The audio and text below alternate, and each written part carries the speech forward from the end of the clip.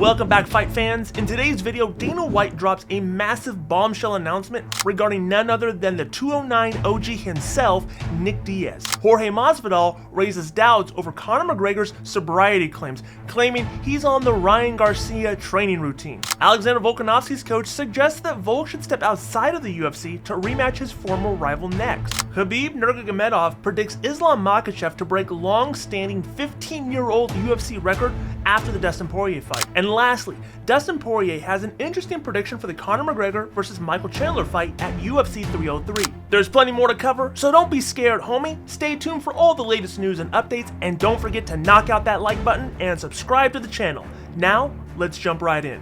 In news that left UFC fans positively salivating, Dana White confirmed that the great Nick Diaz is officially back and ready to fight. In the 5-round co-main event, Nick Diaz is returning to the welterweight division to fight number 14 ranked Vicente Luque in what is certain to be an absolute war. Before his younger brother Nate Diaz submitted Conor McGregor in one of the biggest upsets in MMA history, it was he who was the #1 star in the 209 area code. Blessed with remarkable boxing skills and an unrelenting will to win, the American quickly captured the love of fans, but it was his crazy attitude that really propelled the BJJ black belt into global superstardom. To put it simply, Diaz was a gangster both inside and outside of the cage. His compelling antics, from lying down during his fight with Anderson Silva to screaming obscenities at Robbie Lawler in the middle of their fight, have earned their special place in UFC folklore. Therefore, while the 40-year-old looked a long way from his best in his rematch with Ruthless, his hardcore fans are still drooling at the prospect of seeing their hero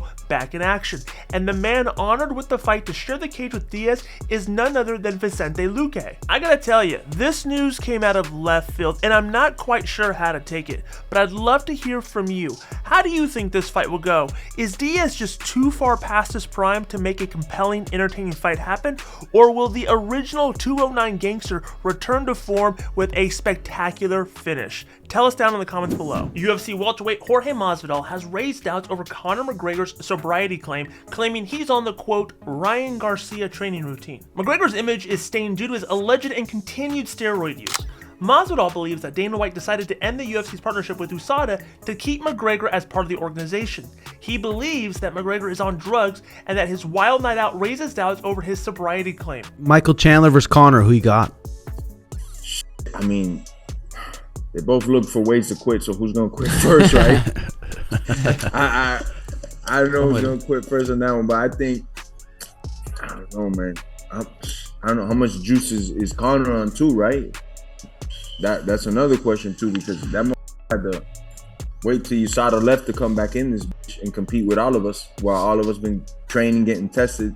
This was clearly on shit, as we can see by these movies. So I don't know, man. I think I'm gonna lean towards Conor, but it's not really like set in stone, you know. Alexander Volkanovski's next step could come as a surprise, as his coach has suggested he take a grappling match against a former rival next.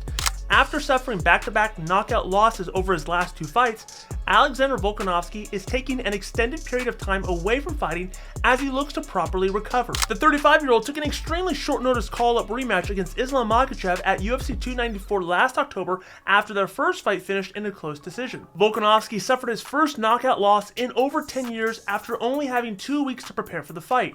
Instead of allowing himself time to recover properly, Volkanovski moved back to 145 to defend his title against Ilia Topuria just 4 months later. Again, Volkanovski was viciously knocked out and is now heavily considering his next move. But Volkanovski's grappling coach, Craig Jones, has suggested that while the former champion is taking a step back from MMA, he should consider competing in grappling. Several top fighters compete in grappling in between their fights, and Jones believes that Volkanovski should consider it instead of rushing back into contact, and he has an ideal opponent in mind. What is Volk up to now? I think he's in Thailand training at Bangtao with his Volk's wrestling coach, Frank Hickman. They have a gym in Thailand, so he's out in Bangtao getting some work in. I want to get him a grappling match.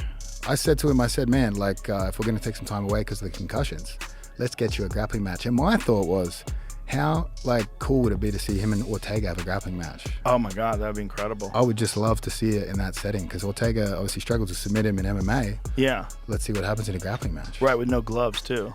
Yeah, that would be very interesting. Ortega's very good on the ground. He's very sneaky too. Yeah, he's super slick. He catches some crazy shit out there. He'll be losing a fight like 2-3 rounds, get one look at a guillotine, finish it. It's crazy. No, and his guillotine is fucking death. I mean, when Volkanovski got out of that, the mounted guillotine, his face looked like a grape and just would not tap. I had no idea how he got out, but I told everyone, I was like, yeah, obviously that's me. Buy the DVD. You know? Support his grappling coach. I take credit for that.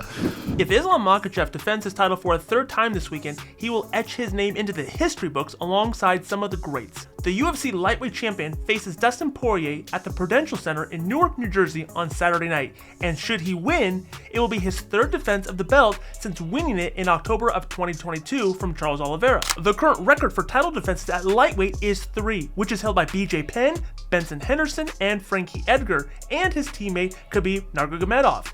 It was expected that the latter would smash the record, but he retired early for family reasons, leaving it all tied up. BJ Penn's UFC 107 defense against Diego Sanchez saw history made as the lightweight title was defended for a record third time. Little did anybody know that his record wouldn't be broken for another 15 years at least. In order to make history and shatter the record that has stood for a decade and a half, Makhachev must first get through Poirier. Once he does that, it is expected that he will defend once more against Arman Tsarukyan in a rematch that would see him take his place in history. Dustin Poirier predicts Conor McGregor will knock out Michael Chandler in the UFC 303 main event. Either guy can win. I think if Conor comes back with the same timing and speed that he had before the injury, if he comes back to that, he's going to stop Chandler. Chandler's very hittable, covers.